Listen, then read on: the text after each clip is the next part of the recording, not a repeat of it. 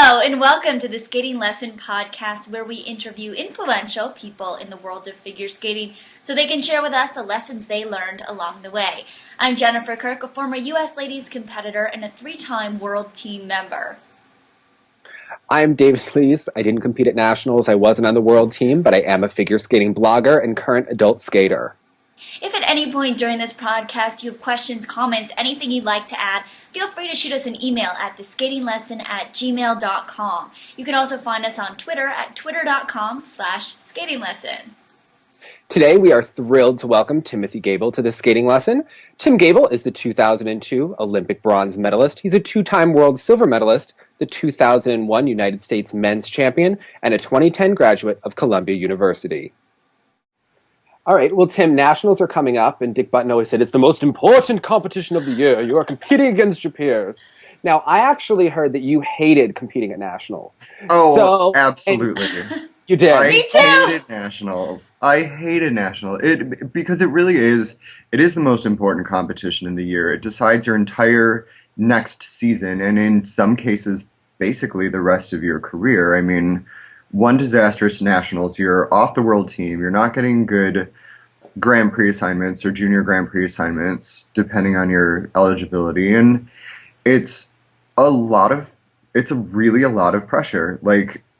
Without question, competing at nationals was 1,000 times harder than competing at the Olympics. Wow. Now, how would you describe competing at nationals? What do you remember about competing at nationals, the whole week, everything?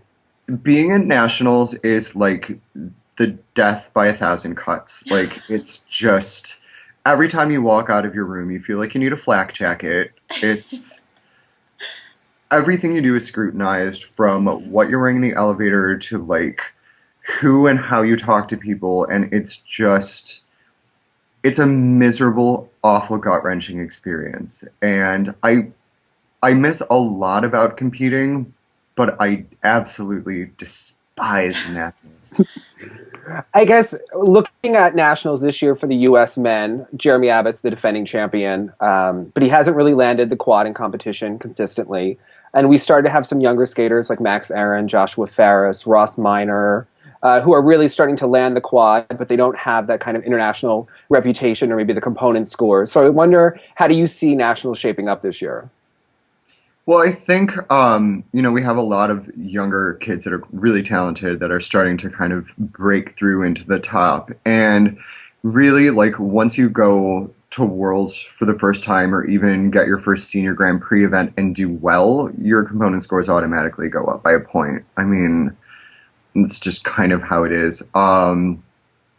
It's going to be very interesting because when you have only 2 spots and you have 5 or 6 people that on their best day could make the team, it's either going to be a great last 6 skaters or they're all going to implode.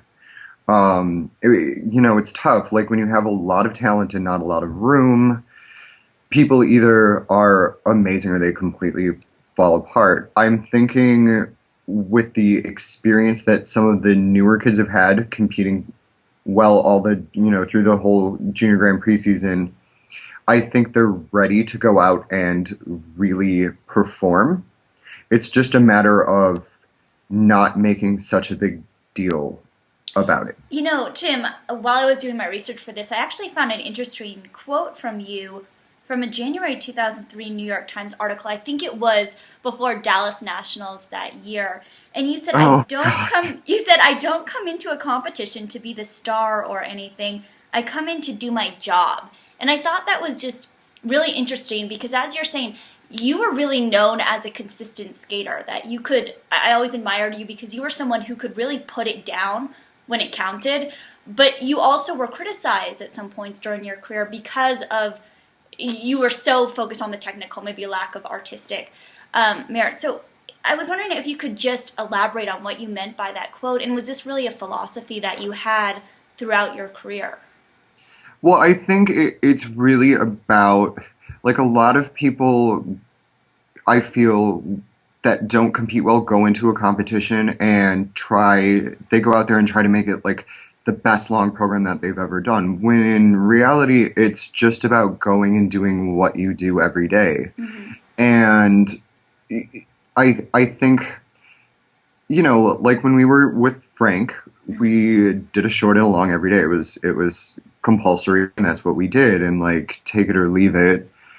We knew that we could get through the programs. We knew all the steps. We knew, it's not like now under the code of points where you like sort of like down to like take things out of the program or make it easier because other people make mistakes and you can kind of juggle things around more. Where like we went out and did the exact same program in competition that we trained. It's so in that sense it's like okay, I go to the rink, I put my skates on, I do my long program. There's just at nationals happen to be a lot more people watching, although not so much maybe anymore. Unfortunately, maybe not so much anymore than in the early But 2000s. yeah, I mean, I think the key, especially at nationals, the key is to not make such a big deal about it, even though it is a really big deal, and just to go out and do whatever you're trained to do. And I think that was probably one of the things that helped me compete consistently. Hmm. That didn't work out so well for me in Dallas necessarily, but in general, it's like you're not going to go out in competition and have this magical skate that like if you've never done a clean long in practice, it's probably not going to happen in competition. So like you have to know, you have to be sort of realistic with what you're prepared to do and what you've actually, put down either in competition prior to nationals or what you've been doing in practice up until it. So one thing I would want to ask is that we have a ton of men at the top who've been around a while who are very inconsistent skaters, at least on the world stage. And I was wondering, how do you get that consistency back? Do you think that the judges almost need to push down some of these older skaters who haven't delivered and kind of, promote the younger skaters who are seemingly delivering on the Junior Grand Prix? Or I guess, how do you think the U.S. gets that consistency back for the men? Because they really have a struggle about getting 3 spots next year. It's so when you have 2 spots, it's tough. When you have 3 spots, you have a throwaway spot. So you send your, you know, kind of the top two that have the best realistic chance of getting on the podium, and then you send a developmental. The game changes when you only have 2 spots because we know that we have some really great talent at the top that is experienced on the international scene as senior, but they really haven't delivered under pressure. So the question then becomes, since they're not really all that dependable, personally for me, I would like to see one of the sort of veterans go and then send a developmental because they have proven themselves. They've been consistent at the Junior Grand Prix, and really it's not that different anymore. Like they're doing the same program at Junior Grand Prix that they're doing at Senior. There's really, when you look at the sheets, there's not that much difference in the content of the programs. I would like to see one of our, sort of more experienced people go and then send a developmental because they need that experience. Hmm. Because say a Josh Ferris or a Max Aaron has a blowout season next year, ends up going to Olympics, hypothetically.